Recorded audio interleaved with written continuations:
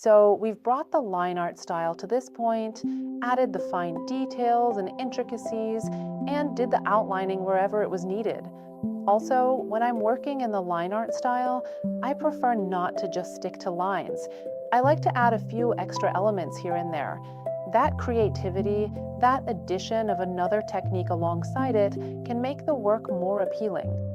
Now, this is my initial design, which features two flowers. It was just that, and with black in the line art style, I wanted to add a ladybug to the piece so that the red color would really break up the black and white of the work. Also, I plan to pair this top with a red skirt, and the ladybug will help the red skirt give the whole piece a different vibe. I saved this part so that, again, while we're filming, I can do the painting work. To begin our project, we are going to carefully apply a solid layer of flat red paint to create the main section of the ladybug's body. Because the specific fabric we are working with today has a somewhat loose weave which causes the pigment to bleed and spread out quite rapidly, I have decided to use a much thicker paint consistency to ensure we maintain full control over the application process and keep the edges sharp.